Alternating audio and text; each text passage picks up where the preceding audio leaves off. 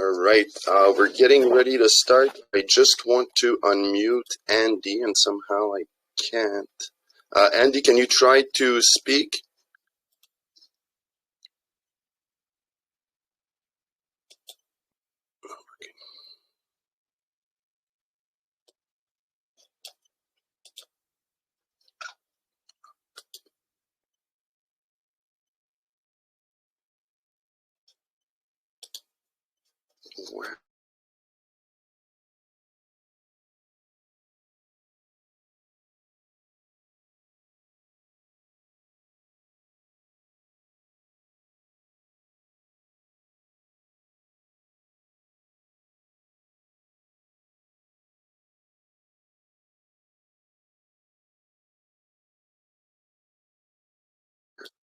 All right, Andy. I sent you the invite link. I think you can speak now. Can we give it a try?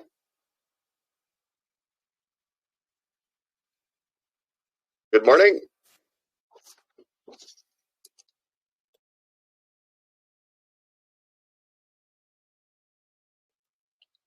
Coach, are you on? Hi, good morning. I'm here, right here. Yeah, great. I can see you now. Andy, can you see me? Good morning, everyone. Good morning.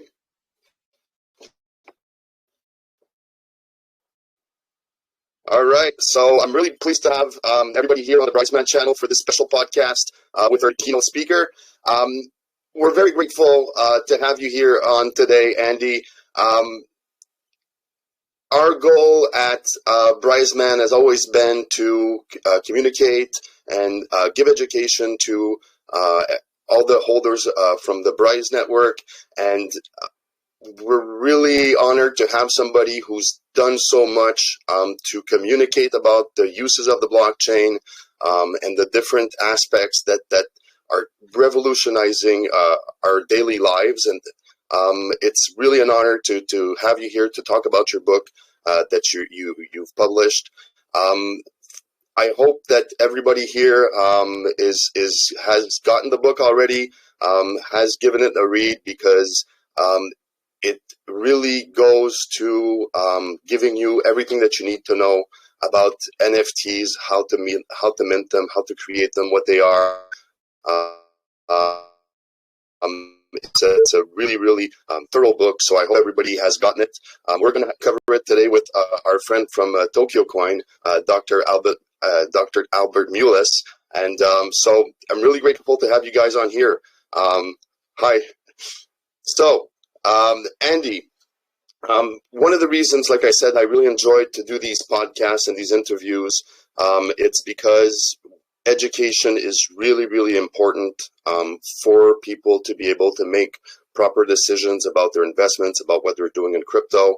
And seeing how your book is really so thorough and contains all the information, I do think that you must really have gotten the passion to get so much knowledge and be able to communicate it so efficiently with NFTs. And I'd like to know first what got you interested about NFTs and what really got your attention as to what they could be.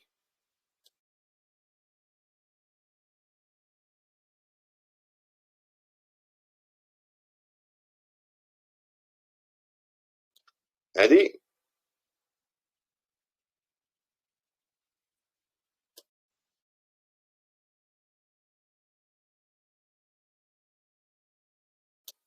Whoop, I don't hear your volume.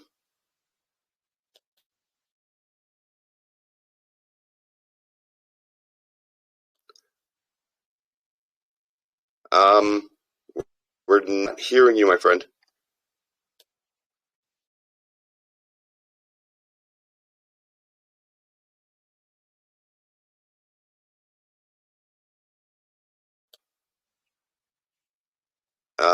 Maybe try the volume, because we're really not, it's really not coming through.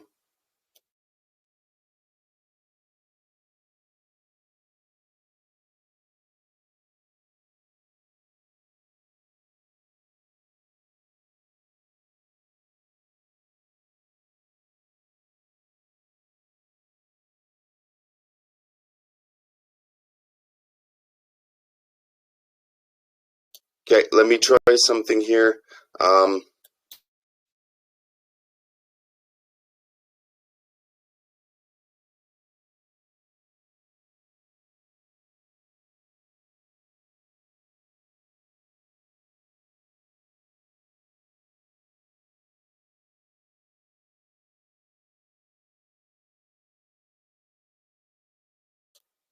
Okay, let me. Shishem, could you give it a go? See what's up? Because we really can't hear you.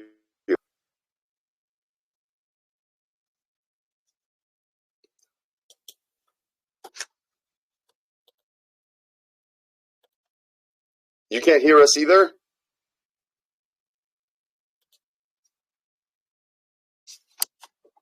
Um,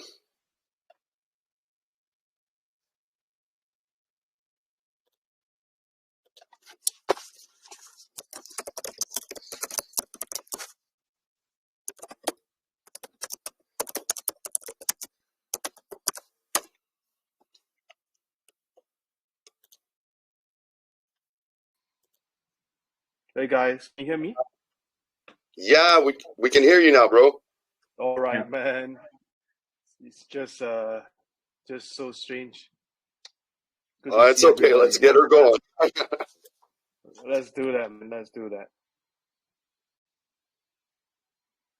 Right. So just to get back to where I was, you know, I I really enjoyed your book, and I think, like I said, that to be able to first of all have so much knowledge and to have the ability to communicate it so efficiently. Um, the subject of NFTs, is clearly a passion for you, and I wanted to know what attracted you to NFTs first, and what made you take such a thorough look on the subject and be so, have such an in-depth knowledge of it. I think it goes back to a bit of a history, So when I first wrote my first book, back in 2018, there's not much buzz about NFTs, and I think back in those days, I felt that NFT has a lot more utility than what we know. So as time progresses, I think the passion comes when I see projects that are NFT driven, got really good valuation but no utility, and then um, and then I started to buy some of them. So at one point I used to own a couple of apes, and a couple of punks and so forth. Then I realized that the benefit of holding on to all these NFTs is just to make friends and rub shoulders, with some of my own friends, get access to some of these events, at Bitcoin conferences and so forth. It got me wonder, what exactly NFT is all about. So I really wanted to write a book last year. I started it last year, to be honest. But it took me a while to get used to all the tools and all the different platforms that are available, from Loot to Moonbirds, to OpenSea and so forth. So after trying out everything, then I really dared to write a book, just to share the knowledge, just to piece everything together. Of course, also at the same time, um, a lot of these traditional friends of mine, they got into really tricky situation. They are, maybe they have like a few shops, restaurants, and so forth. They want to get into NFTs. But then whenever they want to get into NFT, they don't know what to do, or they hire very strange consultants to help them with their business, and then all of them actually went down to really bad states. So I thought coming out of the book would be a very easy read and reference for some of these guys who wants to get into the business. And also the last bit is also try to share a bit of a knowledge, to the crypto native, how NFT is going to work, the different trends of NFTs, what tools you can use, what kind of case studies, successful case studies there are in the space. So this become a this become like a journal, and then it turns into a book, and then that's what you see right now, man, Alex. By the way, Alex, I can't see you on the video. I'm not sure if you're on your video, man. Yeah, no, I turned it off just because I think it's some of the bandwidth is probably it's probably not helping. So we'll just turn it on and off as we speak, I guess. Well, I'll do that anyway. So yeah, really happy that because you've said it exactly. The world of NFTs, like in anything in crypto, right? It's a new world. It's decentralized. It's deregulated. So to be able to make your way into this world, and there are so many excellent projects out there, some very interesting things, some very innovative ways to use NFTs are being developed, but it's also very hard to wrap your head around how to find the proper projects and how to be able to do your due diligence on something that is completely new, and it's a new concept that we've never been confronted with before. So that is something that I'm really grateful to see that you have in your book.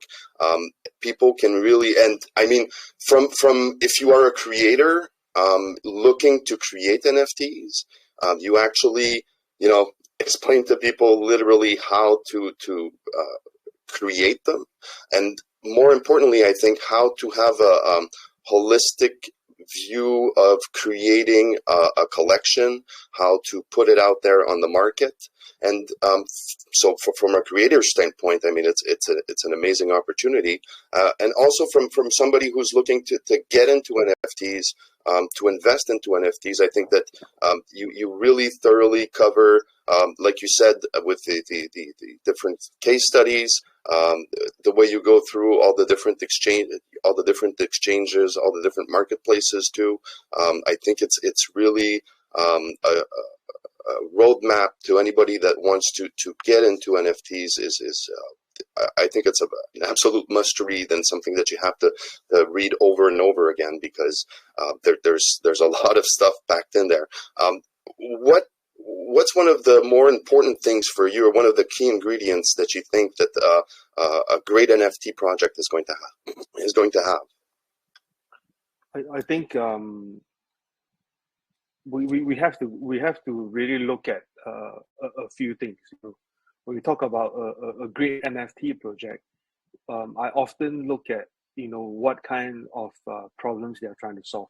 Right now, what we see in terms of NFTs in the current market is like, oh, maybe you come out with a PFP, right? A nice photo, nice color, and then you expect people to buy it, right? So right now, this is what you see, right? And at this current state, when it's just a piece of nice image, what I expect is to have a proper utility behind it. For example, when people come to me, for example, for investments, I will ask them, hey, dude, what kind of utility do you have? Is it just a PFP? They say, yeah, it's just a PFP. Most likely nobody's going to buy it, right? So I tell them, you can do a lot of things with the NFTs. You can just treat it as a membership card, right? So right now, at the very least, come up with something that your NFT can be used for, right? You just example, like for my book, I created a book NFT for it, and then later on I will have my music NFT, So most people will think, oh, it's just a book, it's just a music. No, it's not really true, because both NFTs would have its own reality, would have its own function, and then both NFT can actually be merged together, to form to another NFT, just like a lot of other NFT projects are doing. But if you look at what I'm trying to do, is that straight away the NFT book is an NFT backed by content. If it's a music NFT, it's backed by the music content. So So there's a very straightforward, I have a product, I make it better, I give you special access to certain channel, you come to me. So this is what I think a proper NFT project is going to be. It's not just about pricing. I could always, to be again very honest, I could always get a few friends, put myself in that position, get them to market make, and I'm very sure that the book can be worth a lot of money, man. 5, 10, 20. If I don't think that's a problem, but that's not what I want. So again, going back right now with the PFP, that could just be a good case scenario. But as you move on, Alex, when you move on into this whole journey, NFTs will not just be a piece of image, right? There are people who are using NFTs as a form of these tickets, right?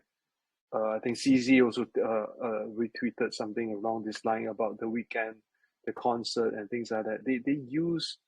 They replace the concert tickets with NFTs, right? So these become a different utility that is very straightforward. It's not just an image.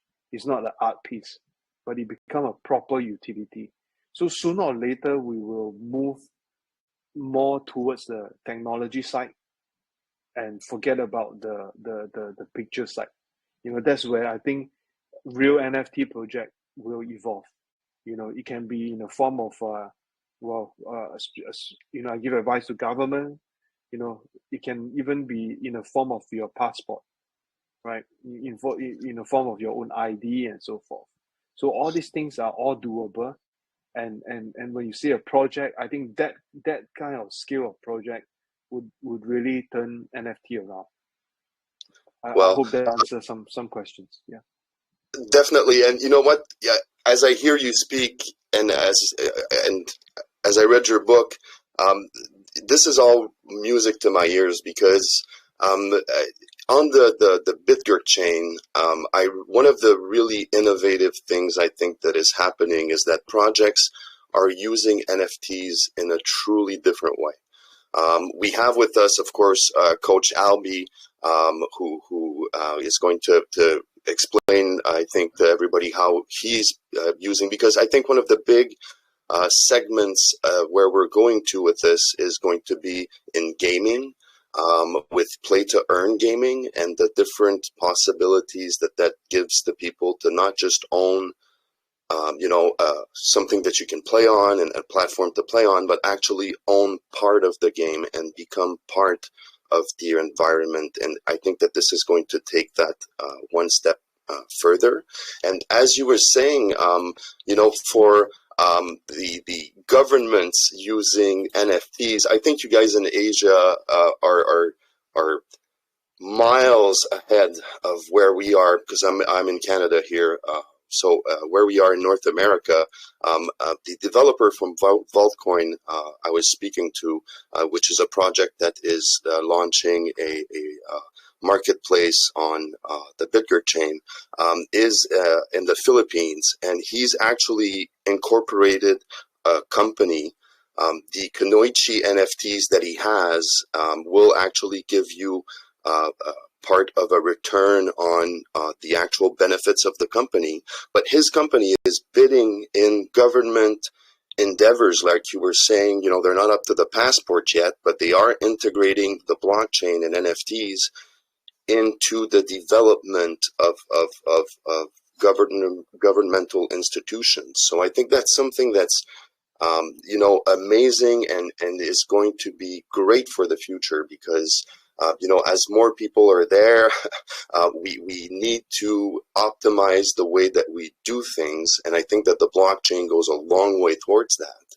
And the fact that, NFTs, they're non-fungible tokens. So you can have it more, if we're thinking in terms of a DAO, if you can just buy 1 million tokens, then the weight of your voice is related to, the extent of of your pockets. Whereas if you have an NFT that's given through you through, a KYC system or whatever, it can become like you said, a real passport and something that will enable us to, in healthcare, better track patients, better be able to make better distributions of pretty much everything in our society. So I'm really excited to see the vision that you have is going in that sense.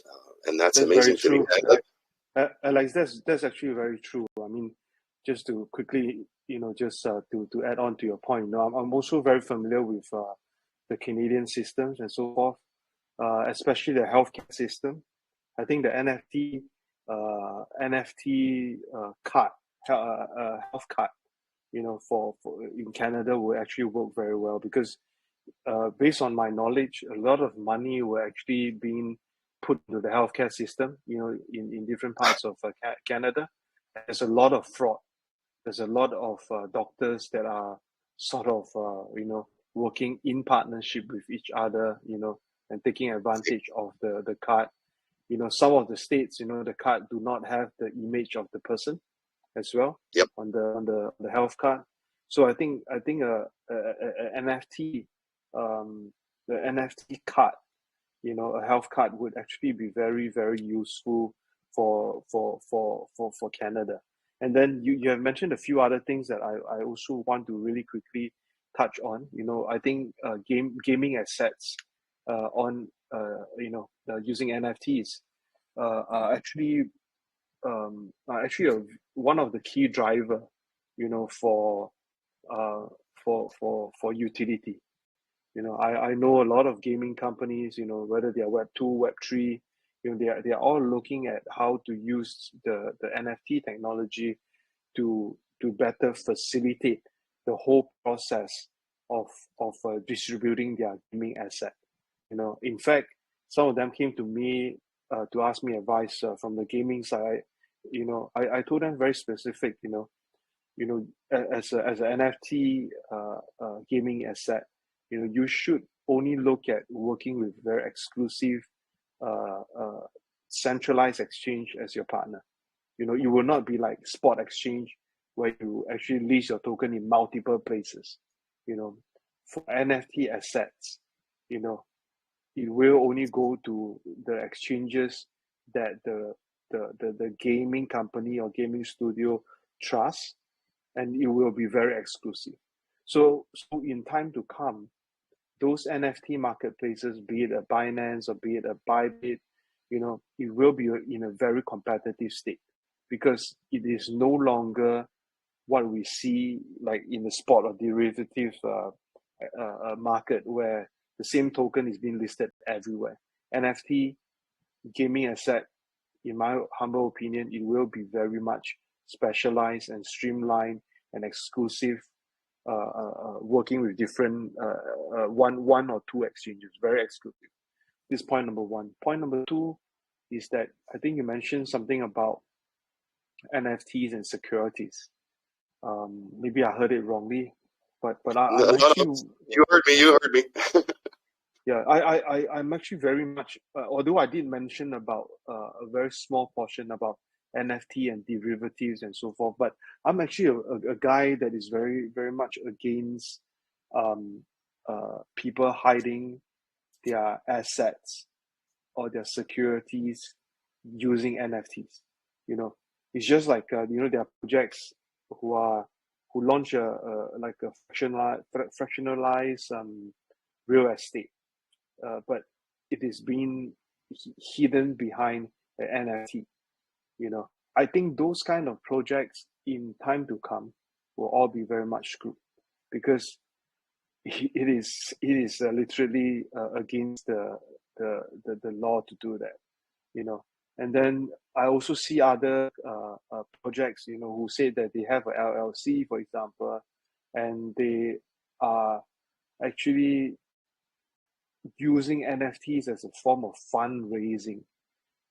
Those are all very gray areas, that I really, really want to tell people who are listening today, or who have read my book, we can actually go very creative, on NFTs, but try your very best not to go too creative because, the SEC equivalent in your country will go after you you can say that, oh, it's it's a real company, everything is proper. But the thing is, once you touch on things that are equity based, some are debt based, some are equity based. It become a very sensitive topic. When things are in the beginning, that is okay. But when thing goes wrong, it will go very wrong. So these are the two things that I also want to caution everybody. Also take the time to explain if anyone wants to know more. So NFT is really fun, man. There's a lot of things that we can all do. Definitely. And going back to the gaming aspect, I think Coach Albie, if you want to jump in here, and maybe talk to how you're actually you're using it for the Chromata game, and how you're deploying NFTs through for Tokyo. Right. Thank you very much, Alex, and good morning, good evening, everyone. And hey, Andy, nice to meet you. I'm from Japan, and I'm very happy to meet a Singaporean. I have a lot of. I run a traditional company before jumping to crypto assets. So we had a lot of Singaporean clients. Actually, we're doing import and export, and we're doing like product sourcing for them. But anyways, I've read your book, and I'm very humbled and touched on the word you said about the democratization of art, which is very amazing. In fact, I'm also an advocate of using education as a core concept of propagating the proper way to use NFTs. In fact, when you said about the utility of NFTs, we're building like our third collection, and it's very utility based, because I'm using the core strength of having an experience. We have a solid experience as a company, traditional company, and going into the using crypto assets, combining all this solid experience, both of them, we get a best of both worlds. And we saw right away that the application of NFTs in blockchain technology is exponential. In fact, one of the NFTs we had is called the Cat Girls, and it's tied to a business we're building in Japan, which is actually, you're familiar with the Nishikigoi and the carp, and we had Singaporean clients buying it from Japan, and it's tied to a farm, and it's a cigar and whiskey club, and so on and so forth. But again, I'd like to know more about how you conceptualize or want to push for the education of NFTs in your own words from your book. I bought your book 2 days ago, The Democratization of Art, which is a very powerful concept, I think. Sure. I think in the book itself, let me just quickly look through. I think when we talk about that part, I was actually looking at the prediction for the future for the art NFTs. So I think in many ways, in many different ways, I think art comes in different forms and different shapes. Let me just go to the particular page that we are talking about. Anyway, this book, I've not gotten it. It's I stole it from not stole. I borrow it from a friend of mine who actually got it a lot earlier than I am. It's kind of sad. So I think whenever we talk about about art pieces and NFTs and so forth, there's always a lot of things that I really want to bring up, but I didn't really put it in detail, because I'm not sure what the readers would like to read and so forth. So when we talk about art, there's always a art and NFTs, for example. There's always a copyright, and there's always a ownership issue. So when you buy the NFT, do you own the rights to that image? Do you own the rights to the distribution rights to the NFT? Well, it really depends, because until today, most of the NFTs that were in the marketplace have very vague copyright attached to the whole NFT. So in order for art to be democratized, for art to dealing with NFTs, I think we should always try our very best to jot down what rights are you giving. So I give you an example. If today I'm buying an NFT, art piece, to be honest, I would expect that I can use it on my t-shirt. I can use it on everywhere that I want, because literally I bought the rights to the image, right? But actually, in real fact, is it really that way? It's not, man, because none of these agreement or none of these properties are being set in the smart contract, or is being said when you're buying it. So it's a very different thing. So I'll give you an example. One of my friends bought one of these art pieces. They bought the physical artwork, the one and only piece. After buying it, they realized that actually the artists have duplicated it into an NFT, and they are selling the NFTs as well. And then the NFT itself, they are giving them the really high resolution files and so forth. That also allow them to replicate the same artwork. So my friend was actually very upset, and then eventually, he actually set up a lawsuit, to the gallery and to the artist. And then I got to know about it, during the process, because the lawyer and my friend who crazily bought the art piece, they're all friends. So I told him straightforward. I told him this: whoever that is holding on to that NFT of a different color, to your art piece. Let's say her art piece is green in color. The rest of them are yellow, whatever. All those things are a replica of what you have, So before you bought the painting, the artists have already duplicated all these NFTs. Whether you know it or you don't know it, it really depends on the whole agreement. If we are going to waste time trying to sue the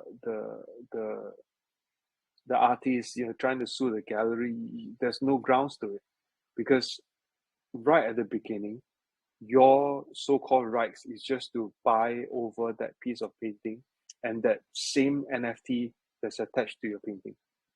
You can be one of that series, but whatever that was done before that, there's no way he can change it, because everything is already on chain. So long story short is that I still think that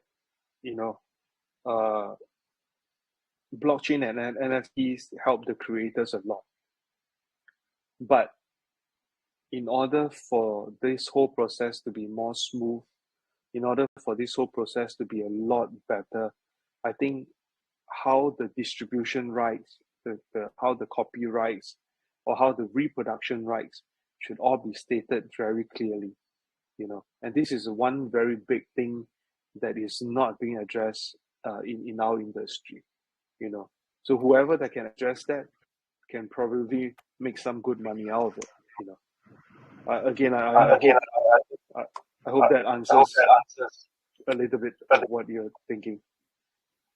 Andy, we love to talk to you more about it, because unknown to the fact is, actually I started an advocacy of helping out artists. So I had like 30 artists now, and I started a group for them of training them at the moment, and they're really, some of them are really popular artists in my home country, because I'm an expat in Japan. So this group is we're actually training them to how they can monetize their NFTs. You said it, and how the government can actually support them. We're running this one as a pilot pilot project. And yeah, I'm very much willing, I'm very much humbled to, come to you for support for Tokyo Coin and discover more about what we're doing with all of the BRC20 projects, what we're doing. And perhaps, we could do something in the future, especially that a lot of the projects that we have on BRC20 chain are young projects. They're gems waiting to be discovered. And I think with the proper guidance from you as a mentor, it's an exponential, the potential could be omnipotent. There's a lot of things that can be done, I think, collaboratively. And yeah, we're looking forward to that. And by the way, Andy, I'm also an author. I've written 5 books, and hope we can exchange books in the near future. Sure, that's not a problem. In fact, when you talk about this BitGet chain, I think I also mentioned this very openly on Twitter. I actually, at the very, very beginning of the chain, before its launch, I actually spoke to someone on Twitter, the official account, and then I have the intention to invest into the chain, but the person gave me a reply like, oh, we are not ready yet, so that's why I never pursue or continue to speak to them, because first of all, I don't know who the hell is behind the keyboard, so I didn't really want to speak further. So again, I'm very happy to exchange notes. I'm not sure what I can do as myself, but I'm very happy to exchange notes and to see how we can probably work together. That's not a problem. And again, I'm not sure what you are doing with the 30 artists, 30 of them. In fact, there is no need to really groom them, because I always believe in this. If the artist is good, I give an example. There's just recently, Solibus just sold or featured 50 Asian art pieces. Now, I assume you're from Southeast Asia, yeah. So one of these Vietnamese artwork, were being sold more than $500,000. That kind of artist, I really hope, there's a way we can work with them on the NFT level, because those guys are real artists, man. Those guys are real artists. So if you have that kind of artist, I think you can teach them how to digitize their artwork. I think that's cool, man. But if you have other artists who are relatively new, they do not have a market yet, Right. I think that kind of artists, you got to work on them on a different level, Right. because in order for you to be successful in the NFT market, you need to be somewhat successful in what you were doing before, Right. or what you were doing concurrently. So if you are a proper artist, you have an artist manager, or you have been painting for 20 years, you have a good track record. I think those kind of artists, you can easily transit them into the space, But those guys who are still trying their very best, to come up with something funky, trying to get themselves okay, those are very tough, especially in this this kind of a market condition. Is almost impossible for them to grow, And then in my recent comments, in podcasts and a lot of different media, I think we have to really relook at the pricing element of NFTs. It's not so much about how many ETH can you sell your NFT for, because one ETH is a few $1,000, at a certain point. So I still think that we have to really consider what kind of product, what kind of artists that you can bring in, and then what kind of artwork they can produce, and then what kind of marketing do they carry, because a lot of these artists, we only solve part one of the problem. Part two of the problem is they don't have no one in the crypto space know them, So if they launch their art in the NFT space and then nobody really know who they are, it's very difficult for them to convert their existing people to buy the NFT art. So it becomes a process that is really difficult. The conversion part is very difficult. Exchanges are putting a lot of sponsorship, with very famous soccer players, for example. But the conversion rate is actually relatively slow and expensive, So it will not be that easy, for that kind of artist to actually grow. So I think you really need to handhold them if you really felt that they are good, but maybe handhold one or two of them, probably can give you a good case study, can give you a good reputation, in this space. I hope that's my 2 cents worth, man. I super agree with you, Andy. In fact, what we did was I started actually a full-fledged anime studio, anime gaming and movie studio in Japan. In fact, we have 10 games lined up for this year and next year, and this is how we need a lot of artists. In fact, today we started prototypes for a second game, all based on NFTs, and this is why I'm very happy to have met you, because I'm pretty much sure that we could work on something out. And I think with you on board with BRC20, I pray and hope it's gonna be a dream come true for us. No, I still think it's so hopeful, but I also have my own investment logic, So after the chain has been launched for so long, usually I will not invest anymore. So, but I will try to find a way to still work with you guys. And as for your games, happy to look at what games you have, and look at the whole NFT ecosystem, for on your game, because to be real honest, not sure what's the game about. I assume the game is a playable, very fun game, not like XC,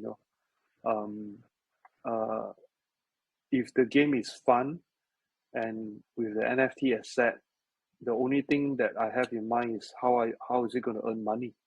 If it's going to be play to earn, then what is the tokenomics and revenue behind it? Because there's a lot of play to earn games are just pure Ponzi, man.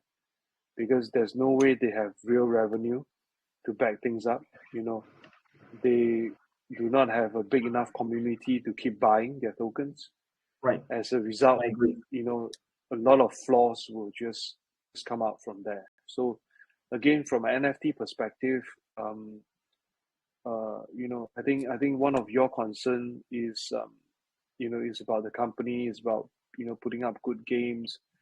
Really take some time to look at how to make money, man. I've seen companies who have been invested by big players, 100 million and so forth on their games, AAA.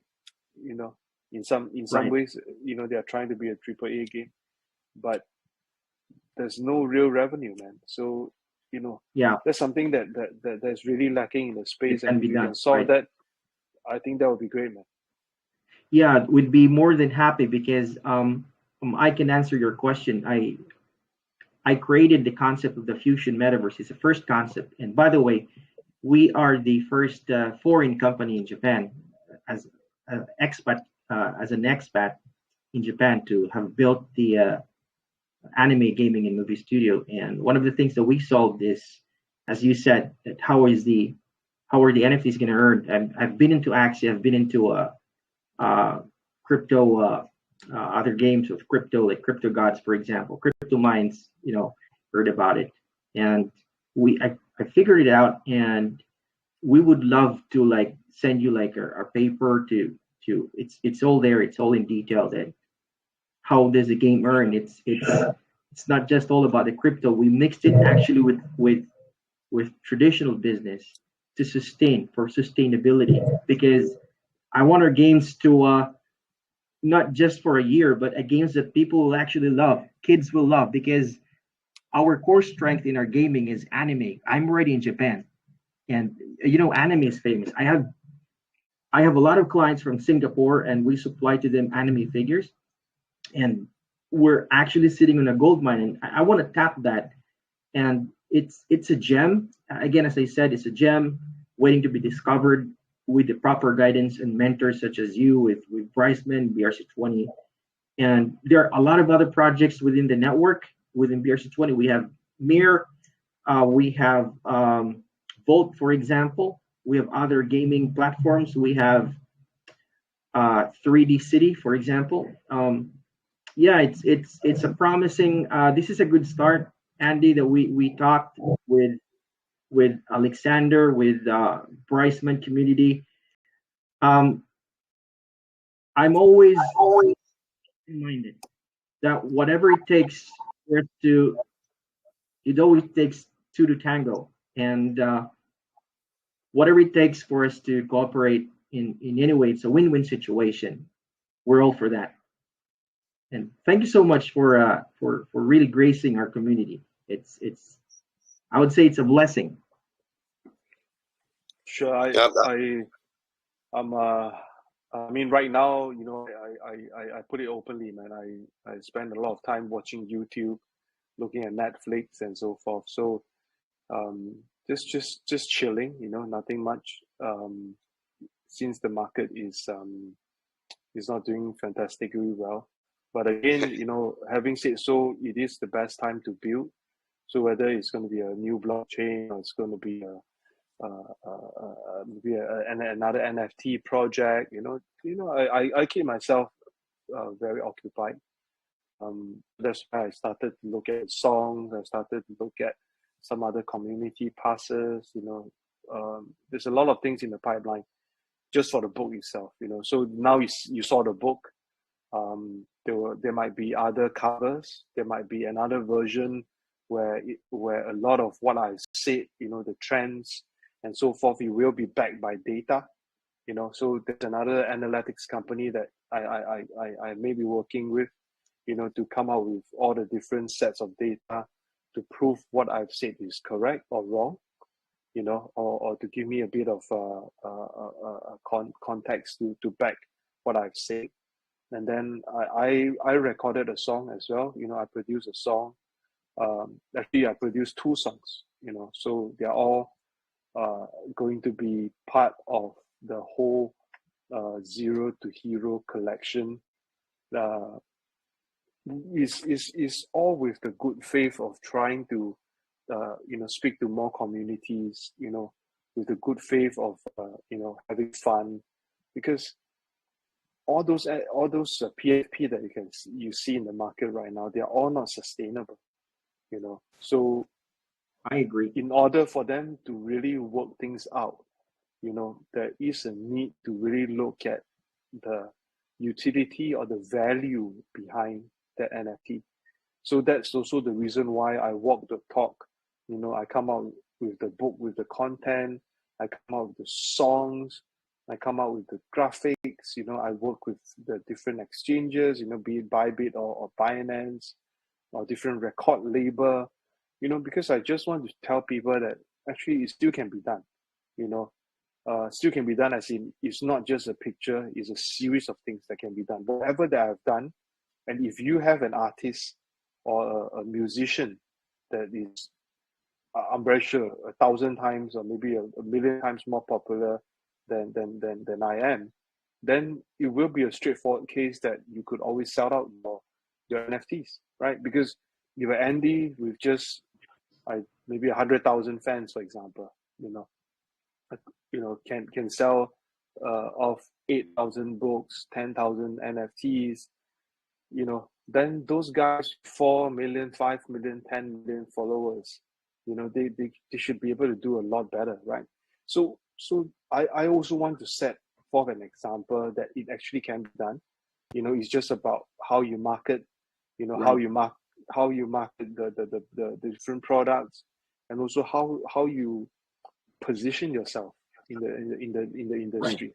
And then last but not least, of course, you have to really go back to the basics and look at things like prices. Can I sell the book at $100? I think I can, but it's kind of silly to do that, right? So I rather choose a $2.90 kind of low price, on Bybit, with the kind of mentality of collaborating, using the book as a form of collaboration with different communities, using the book as a door opener to work with more people, and then to start a series of products, on top of the book. So it become a door opener for myself and a lot of projects, and that's also the reason why I'm here today, meeting all of you, in the channel, So this become a something that we can all do, during this bear market. In fact, I'm very happy if you're in Japan, my friend. You can use the book as a talking point, Yeah, to exactly. to talk about it. You can say that you are not the author, but so what if the author is my friend, this is Andy, Right. This is a Right. book that I talk about. You can use that as a talking point, and it become Right. a very open thing for you to do, in Tokyo, for example. And then Alex, who is in the Canada, he can do the same as well. Who's going to stop you from talking about a book? But if you are Right. talking Right. about a token, for example, it can be very sensitive. In Japan, the FIS, can be quite sticky. In Canada as well, depending on where you are, whether you are in this Toronto, or are you in Alberta, for example, the kind of condition is very different. But if you're talking about a book, you can go on and on. You can have your own small lecture. Of course, I would be very thankful, that you're talking about the book, but also at the same time, what we are trying to do is to form a slightly different education method. It's not just about myself. Because if today, if maybe Tokyo Coin come out with a very good book, I'll be very happy to bring the book and talk about the book. There's no qualms about it. So similarly, Thank you, Andy. Similarly, for books, from zero to hero, what I really want is to see more heroes coming out in the Nice. on the ground, on the ground level, not so much people who are really well to do, or they are of a certain stature. No such thing, man. Everyone is equal. Some people will think that that project is a scam, this project is a scam. Actually, every project is a scam until you make it. Right. Right. So Right. all Exactly. you need to do is to keep yourself out there with the right integrity, not with Right. the intention to be a scam. And then Right. you can also be a hero, man, in your own rights. Now, we are talking about NFTs, because NFTs is more straightforward, and there's actually a lot of adoption that can be done. Same thing, man. Bring the book out, just talk whatever you can, create a nice banner, of the book cover. Just go around. You can start to talk to people, man. It's Andy, very straightforward. Can we translate that to Japanese? I mean, sure, why not, man? Yeah, but I would be happy talk. to fly out to Singapore and meet you personally, and with bringing Sure. Briseman and Bitgert, we could talk a lot how we could Sure. Japan to Singapore is just 2 hours. Not so, but it depends on where you are. But 4 to 6 hours. So it's 4. okay, Okay, man. all right. I'm in Tokyo, so yeah. So yeah, we could set it up. And I love the way you talked about integrity. I've always been telling this to my community. that in any project that we do, whether it's NFTs or crypto, this is not our money. These are investors' money. The responsibility given to you is so huge that you have to walk the talk for it. You need to be responsible for it. True. And yeah, so ever since I've been trying to encourage other developers as well to be more transparent and honest, because Andy, this is not our money. It's very tough. investors' money. It's very tough, my friend. I want to tell you from my experience and the insights that I have. I dare say that within a certain network, let's say if you are from BNB, for example, BNB chain, there are groups of people who are always replicating projects and always, always bad eggs, always the same group of people, from, but I don't want to mention names and so forth, I understand. Also know some people, but the fact is, we have to walk the talk. We have to, talk to the people who are doing the scams. You have to talk to the people who are doing the funds. I talk to everybody, but the thing is, everyone should choose your own path, right? Right. If you want to walk on a more integrity path, you should continue to do that. You should walk the talk and do what you can.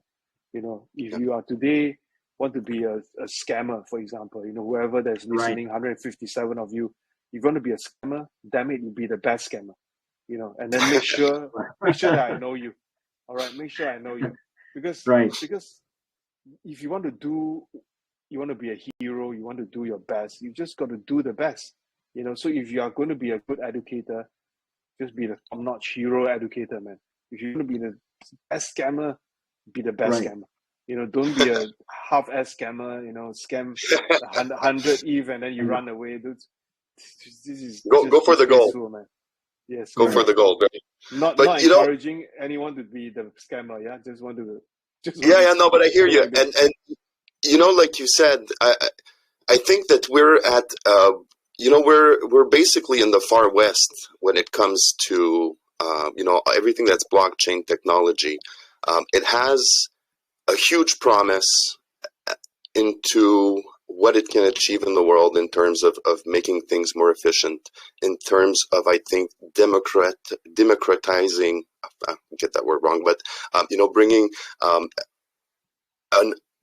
equal chance for everybody to make it.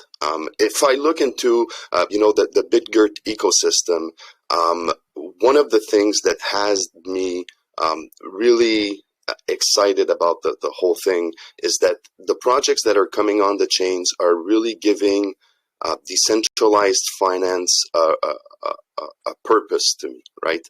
If I look at the project like Bryce Paradise, these guys are in the Maldives, and they've basically started a token to be able to build a hotel and build a resort in the Maldives, and they're bringing something to their community. And the tokenomics of it is basically, I'm not a timeshare fanatic, but it's basically like a timeshare where having the tokens gives you access to, privilege, the different options at the hotel. You get to have a certain number of free stays and this and that, depending on the number of tokens that you have.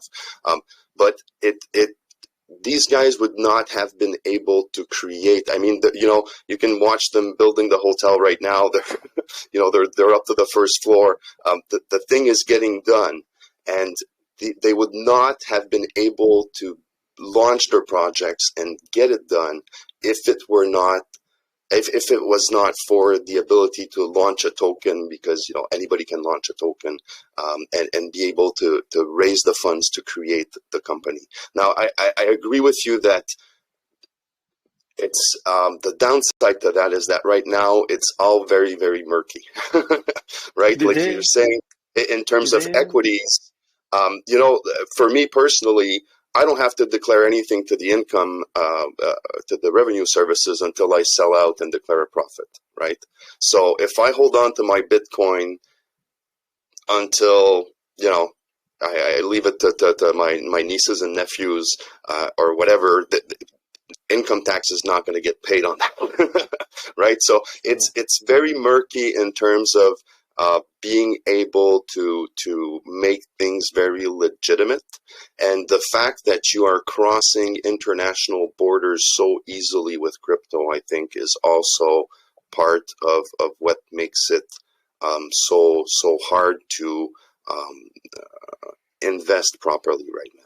And I think that, at the same time we have great opportunities, we always have to be very mindful that, we have to tread lightly, and we're even the governments are really not certain about how to approach and how to legislate, and there's some conflictual messages being sent out, within I can say, for example, in Canada, here where I am in Quebec is not the same thing at all as it would be in British Columbia or in Ontario. If you just look at Binance, they can't be in Ontario, but you can be. You can use it if you're in Alberta. So it's really, I think we're at the mercy of that, as investors, as people that are playing around with these things. But at the same time, the opportunities are there. I think that the projects are, people are trying things out. So you have to be really careful what you get into, and this and that.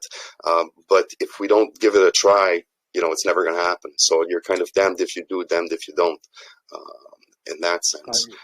I think the key issue with some countries is legacy issues. When there are huge legacy issues, adopting cryptocurrency, for example, would be a big mess, because there's always a conflict of interest. There's always many different issues that comes with it. So, but if you're talking about a smaller country, you can make decisions very fast. Canada is not going to be too easy, and so is your neighbor.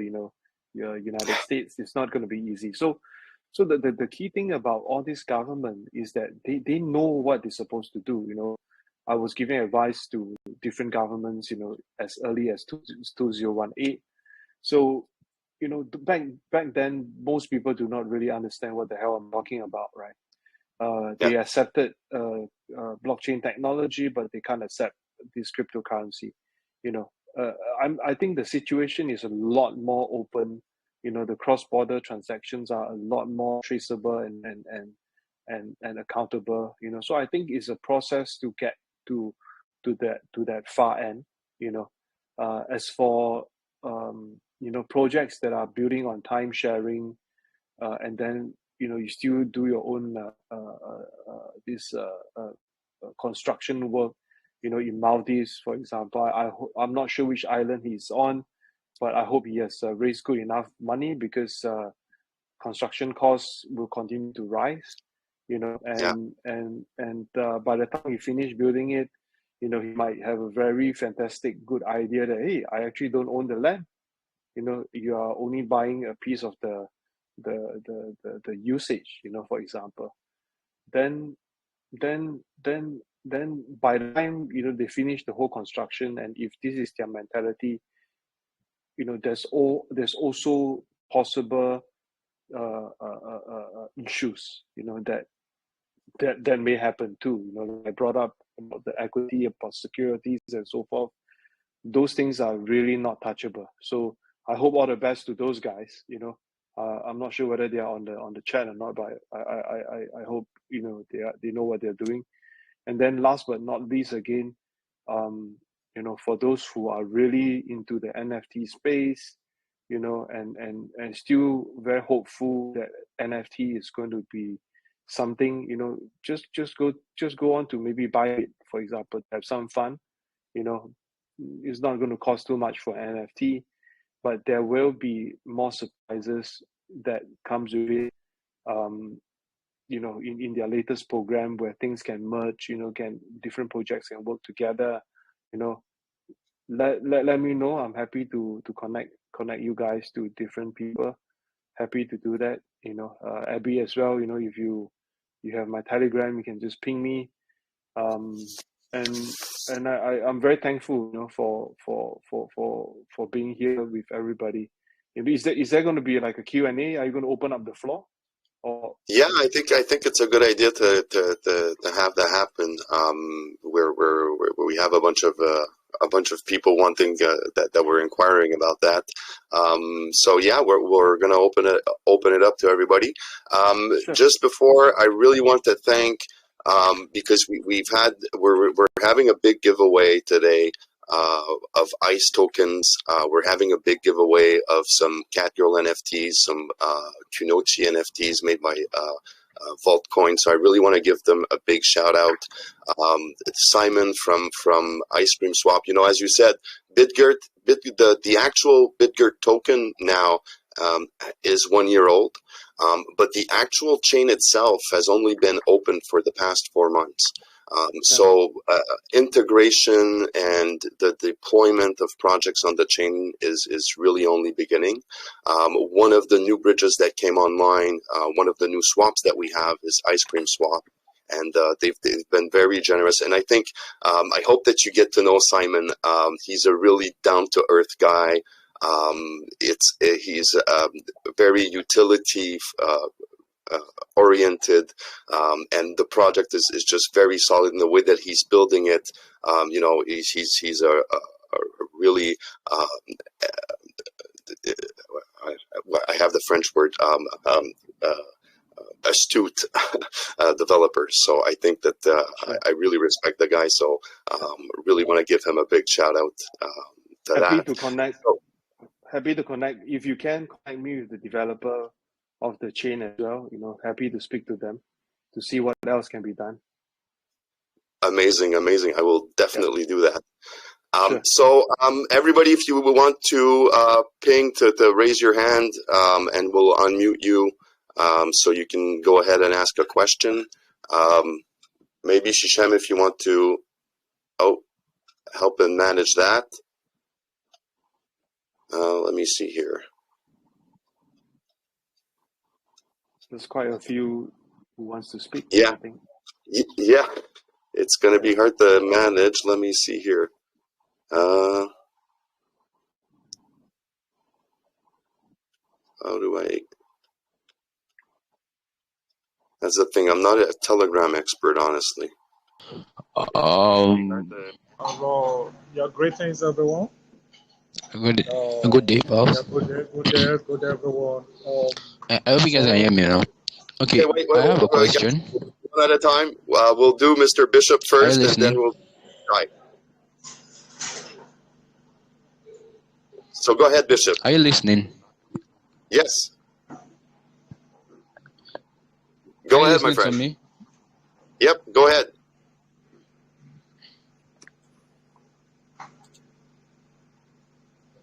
Okay, now. Yeah, go ahead. Okay, good day. All right. What a nice project. I really enjoy the AMA. So the question now I have is this.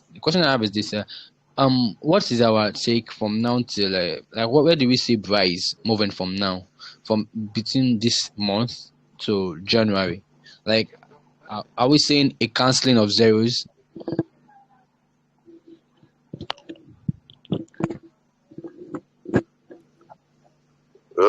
Do you get me? Do you get my question? Yeah, go ahead. I said, okay, where do we see Bryce going from now to January? Are we going to see cancelling of zeros? Like, are we going to be seeing a cancelling of zeros between now to January? Yeah, okay. All right. I'll take that one, Andy. Yeah, I mean, in terms of development for Bryce, I think that, it's the chain is growing exponentially. It's at 400 million market cap. It's doing really well in terms of right now in the bear market, I mean, we just did like 200% in the past 2 weeks. There's constant utilities coming out, but I really want to keep the questions centered around Andy's book and the questions around NFTs, guys. So please, I'll address that, and Briseman addresses that very often. So right now we have the benefit of having Andy with us. So if we can keep it to the book and to NFTs, I'll greatly appreciate it. All right, Shai, go ahead. Yeah, hello, greeting everyone. To be honest, I want to say very big thanks for this honor this evening. But my question is, how can we be more protective on our NFTs, and also to Tokyo Chromata? I want to know if there is any partnership or a sponsorship behind it towards Tokyo Chromata. The NFT is coming forward on 10th of September. So I want to know if there is any more sponsorship and partnership to Tokyo Metaverse. Well, I think Coach will have to take that one. Yeah, hi. Thank you for the question. Of course, as we are about to launch with the NFTs, it's very young NFTs, and it's very utility grounded, and we're still going to, as I said earlier, in the chat, I would be more than happy to send Andy our pitch deck, so we can review that, and probably, we can give a comment and what are the things we can work on possibly in the near future. I'm not saying that we need to make the decision right away today, because I would be more than even happy to fly to Singapore and meet Andy in person. Thank you for that question. All right, so we'll have Shaw next. So let me. All right, go ahead, Shaw.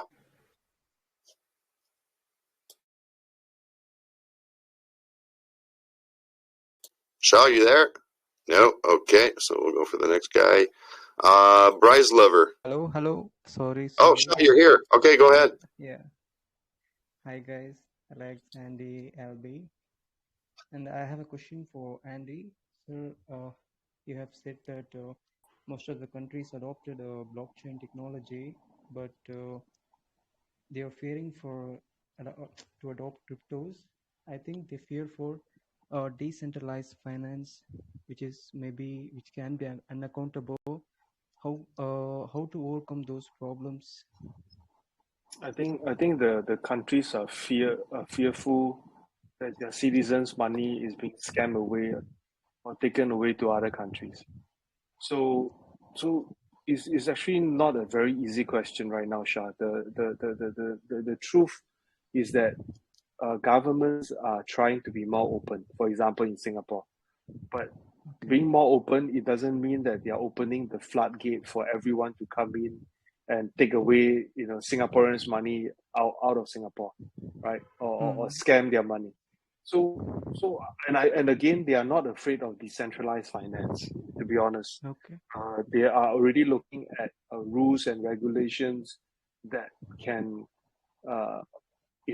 help reduce the risk that money can be taken away in DeFi protocols, for example.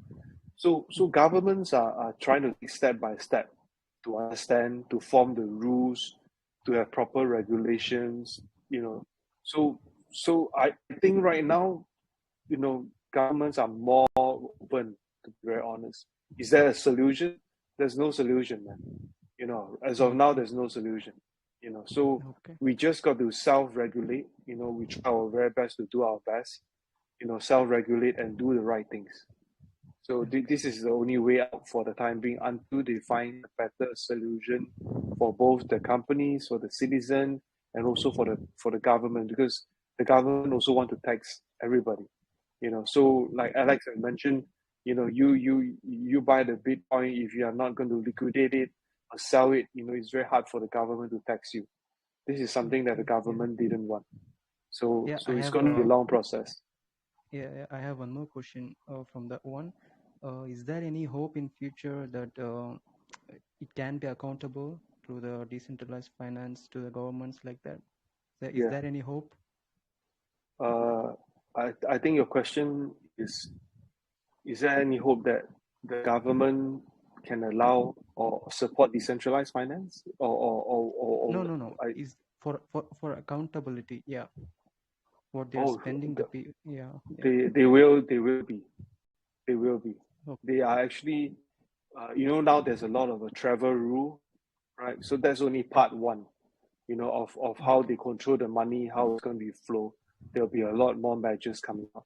Next time, at a certain point of time, it can be a very big problem for people to catch up, and also put the money into the crypto space. In time to come, there will be more problems. Yes. Thank you so much, sir. Yeah. Thanks, Shah. All right, thank you very much. So next we'll have Dr. Ritchie. So Dr. Ritchie, go ahead. Hello, Dr. Ritchie. Yeah, well done. Go ahead.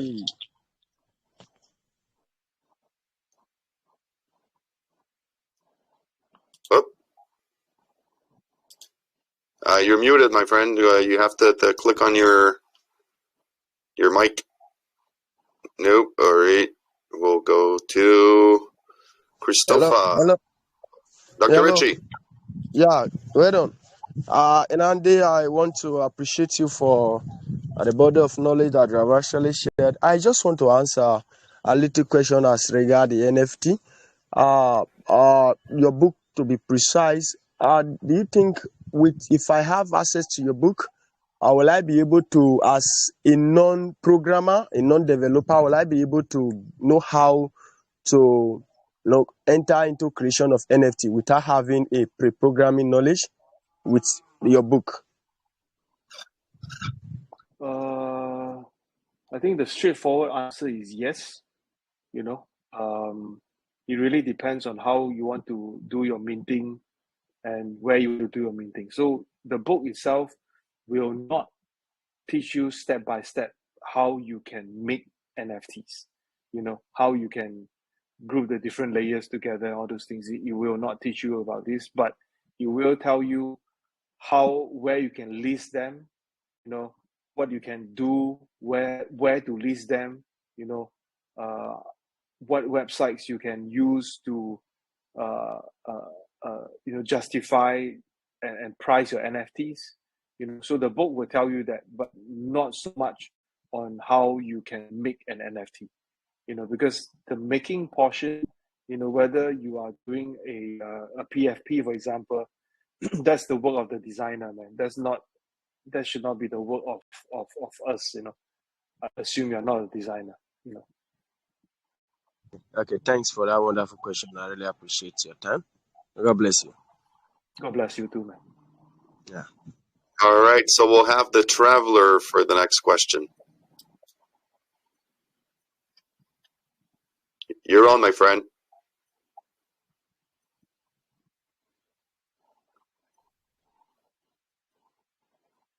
The traveler? Yeah, sorry. Hey.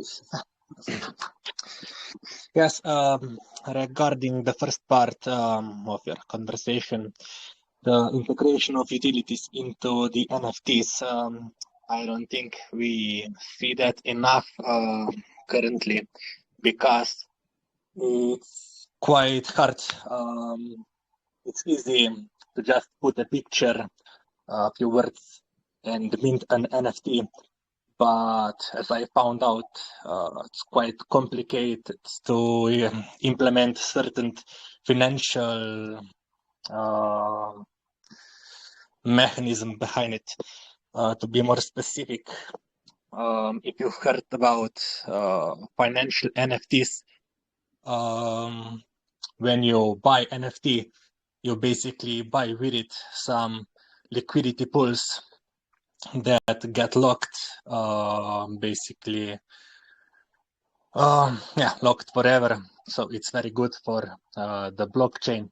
But at the same time, that NFT is giving you a passive income over the years. Well, that is one way to put some utility into an NFT. Yeah.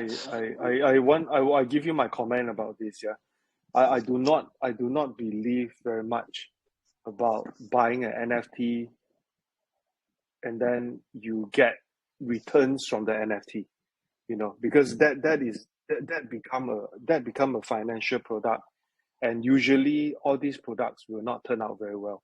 You know, some people will tell you that, oh, you buy this NFT right now, and then is, you know, each NFT is maybe $1,000, for example, and then all this $1,000 will be used to buy BTC, and they give you back BRC, for example.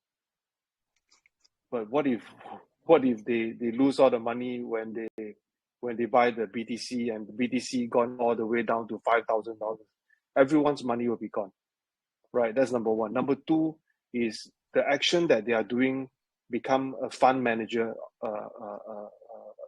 action, you know. So again, there will be repercussions down the line, because you are managing a fund illegally, you know. So there's a lot of these things that's happening. So if today you're trying to get into the NFT space, or you're trying to buy NFT, I know there are projects on BRC that is working on that kind of scheme that you're talking about.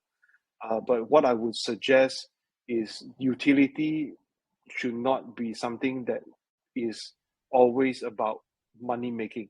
You know, you put in $1, they give you back 100% in 5 days. Those sound too good to be true, right? So utility can be very simple, you know, and then the NFT will not always involve in a lot of different codes. So that was also the reason why I choose to launch my book with a certain utility behind a centralized exchange like Bybit, you know, and then later on maybe with Binance. Reason being is very simple and straightforward, because I don't want a lot of technical issues. I don't want high transaction fee, and I want to have a certain control over how promotions can be done, and how I can work closely with the exchanges to have a win-win situation, right? So if you choose to do your minting and so forth on an exchange centralized, if you are a creator, you can solve a lot of your issues. All right. If you want to choose to be on BRC, for example, I think that's a good thing. But the fact that the chain itself is not connected to some of these exchanges, that could also be another issue. So there's a lot of things that you have to go through. If you can do simple design, if you can think of some simple utility, centralized exchange is good. If you are a programmer, if you want to make it into like a financial tool, then probably you have to go to, you know, go through a different route, you know, go through a swap, or go through a decentralized platform to do what you want, you know. So again, it depends on appetite, man. Yes, I agree. Yeah. The more complex the contract is, the larger the attack vector is. Something could go wrong. Someone could exploit it. Okay, just one more question. What do you think about implementing some sort of charity into NFTs? For instance, instead of setting royalties to my address, well, basically, to set royalties, the receiver of the royalties to some charitable organizations, and yeah, throw away the key. I was actually so I think your question is very good. There's a lot of things that I can share on that. In fact, I was at one point the executive chairman of one of the largest charity project on BSC, and I'm also constantly giving out charity every month in Singapore. I'm actually donating about $50,000 every month just to help the elderly and so forth. I've been doing it for the last 2.5 years, just to let you know. So I want to let you know, I think it will be very good to have a charitable angle, you know, for all the project. doing good is also very good. So if your tokenomics have a certain reflections that is going to a specific cause, I think that is very good.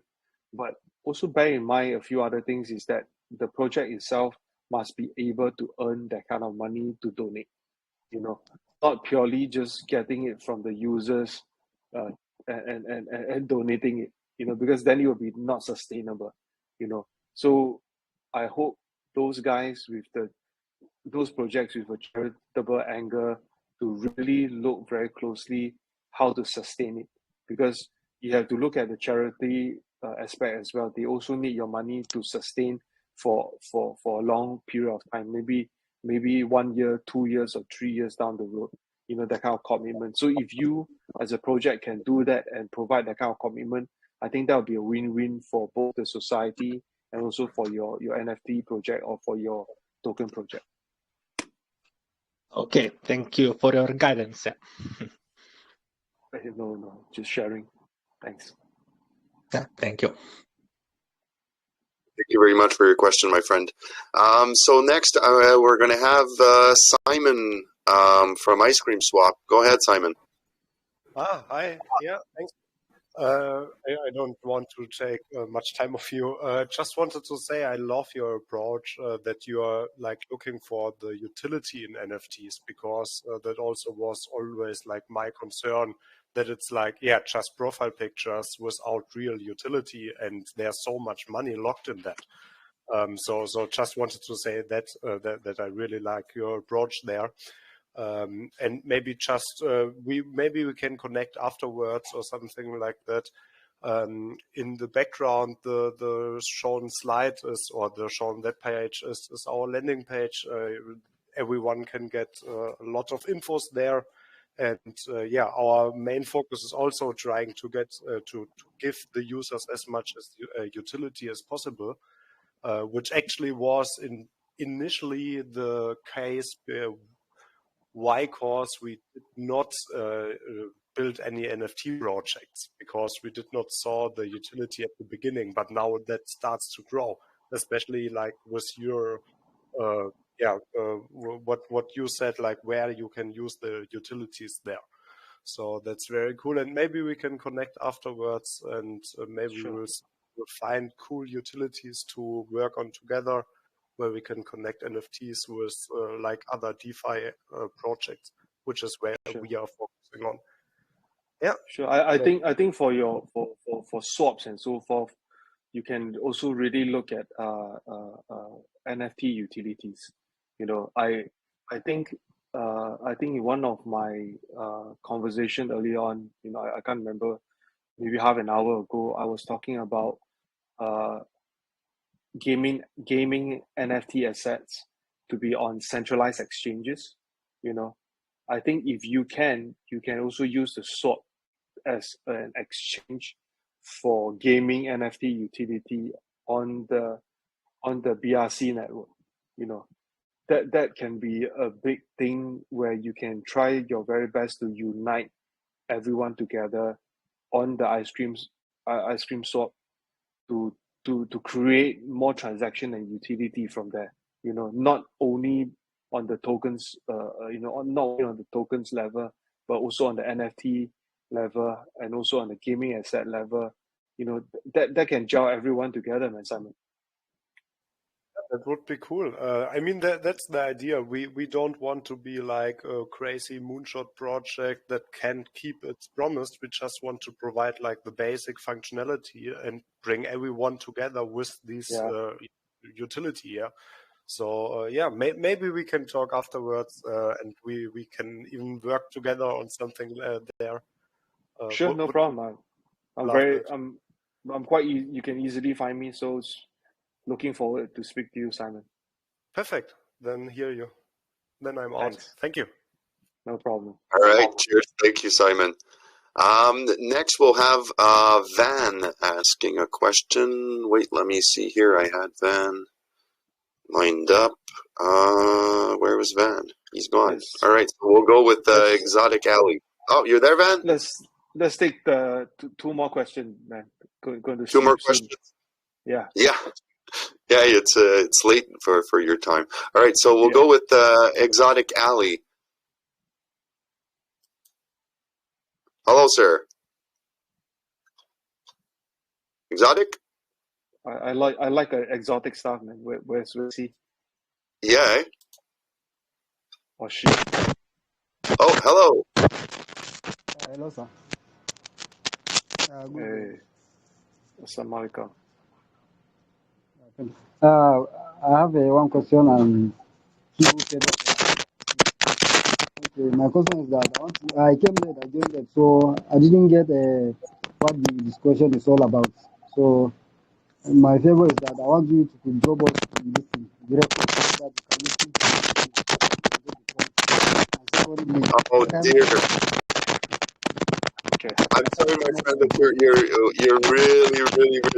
you're really breaking up. We can't hear you. Terribly sorry. All right, so we'll go with the last question. We'll go with Tony. All right, hey Tony. Hi, hello. Hi, just a quick question. I'm just wondering, is there anything, things like financial NFT nowadays? Because like, as we all know, like recently, example, credit card, something that people can stole your data, and then your money gets transferred somewhere else.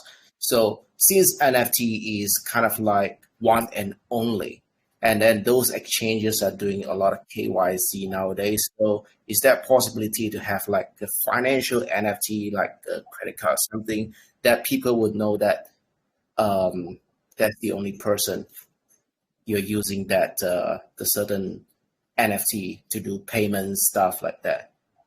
It's kind of fancy. I think there are projects who are already doing that. So the credit card is actually a piece of NFT. But the thing is this, it depends on whether the user wants this to be totally decentralized and nobody really know who you are. So if your understanding is to keep yourself anonymous, then having the NFT credit card KYC on a centralized exchange may not be the best thing. Depending on where you're from. A lot of my Chinese friends, for example, they created an NFT project that is tagged to a prepaid debit card. I think those are actually working very well, but they are kind of gray.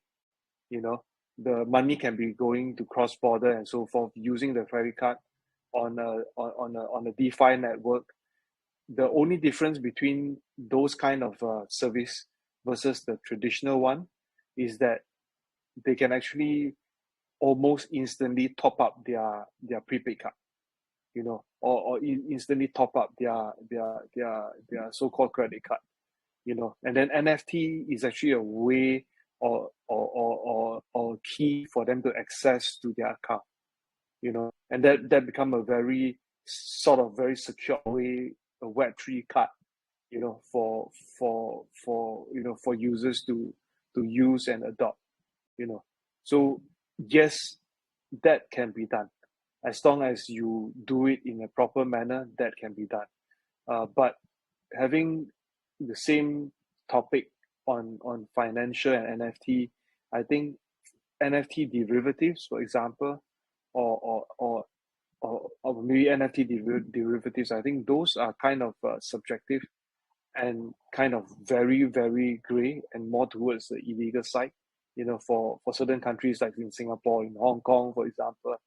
So NFT finance, I hope to see less of those, because if we make it too big, NFT can become a real talking point and a real gray area, and government might put different rules on NFT. So we just try our best to keep things very clean and simple. I'll give you an example. Tony, some people might not know this. In places like South Korea, for example, if you are doing a GameFi project, it's actually kind of not legal. because they see GameFi as a kind of gamble, you know. So I don't want to have that kind of same association where NFT become a cover up for casinos or a cover up for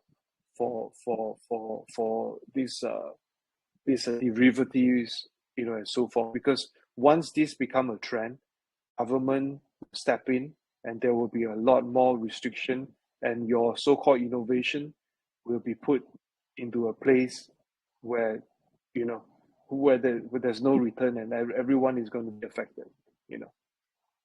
So it's a bit extreme. I hope that answers part of your question as well, Tony. Yeah, you know, I totally agree with you. Again, it goes back to we're in an area that's covered in gray, and as you said, we have to always tread lightly because. And the same thing happened with crypto in the beginning, right? It was mostly used as a product to launder money, you know, transact funds illegally, purchase things illegally. That's really where it came from. But we've seen the evolution happen to something that is more and more institutionalized, accepted by governments in general, legislated. But I think that it's, you know, it's like anything. If things are not legislated properly, then like you said, there's a bunch of scams out there. There's a lot of people losing a lot of money to big sharks that just know how to you know, run vacuum projects. And so we do need to aspire to that. I think that being at, you know, in the far west is fun because there's some really nice opportunities for everybody to seize, but you have to be mindful that you know, it's going to come back around. The blockchain is an amazing thing, but the traceability of it is forever and eternal. So if you think you're going to run away from the government forever, you know, you have to eventually take money out of the system to put it in your pockets, and there's not 150 ways to do that. So people have to be mindful that they're exposing themselves to a bunch of different things. As users, you know, it's not, I personally think it's very often not so bad because you basically have to pay your income tax. But as creators, people, that's where I think that they're really exposing themselves to quite a lot of liability. And that's where they, you know, if you're going to launch a project, you better have some good lawyers and have really thought of what you're doing through in the context of what you're doing inside your own country and the fact that you are so easily crossing borders. And you can end up, you know, offering a financial product in a country where you should not, basically, just by the fact that the blockchain is accessible to everybody around the world. So I think that we all have to be very mindful of that. But you know, it's like anything. There's the one of our sponsors today is Lunagens, and you know, they're what I think would have been called before a degen product, you know, a project where you know, it's a community project, but you know, where's the utility? They're taking it in a different way because basically the project was launched by a bunch of whales that already have money. So they're not trying to take money away from their community. They're really just developing products as they go, depending on what the community wants. But these are things where, you know, if you're going to invest in a project like that, you have 95% chance of not ending up in a good project. So I think that definitely having the legislations come in and the way that we're evolving into the system, I think I like the way that we're moving towards that. I think it's a powerful tool, the blockchain. I think that NFTs, by the fact that they're non-fungible, by the fact that you know, eventually, if the government were to give you, like you said, a health card that was based on an NFT tied into the blockchain, there are some optimizations to be done within the systems that we have, whether it be healthcare, whether it be voting, whether it be income tax, passports, so on and so forth. So I think that the technology is there to revolutionize our lives. but definitely as users and as people that want to build or that want to use, we have to leverage, things like your book to be able to be well educated and to know where we're going with these things. So yeah, definitely that book is great. And it always goes back to you think you're knowledgeable about things, and then you end up reading something like what you've put out, and it just gives you another layer of depth, because I think that you've really covered all the aspects of what NFTs are and what they're going to be. So I'm really grateful for having read your book, and it's the kind of thing that you have to read a couple of times, because there's so much to it that it's quite a few hours of pleasure. So thank you very much for being here. Thank you very much for doing what you're doing. I really appreciate the time you've spent with us. Thank you everybody for attending. That's it. So thank you very much, my friend. Thank you. I hope to catch up with all of you separately on DMs, and have a good day. And thanks, Alex, for hosting the event. Thanks, Abby. Thank you. All right. Chat soon, man, guys. All right. Cheers. Yeah. Okay, cheers. Take care. Good night, Andy. Thank you, Alex. Bye. Good night, everyone. Cheers. Cheers. Cheers, mate.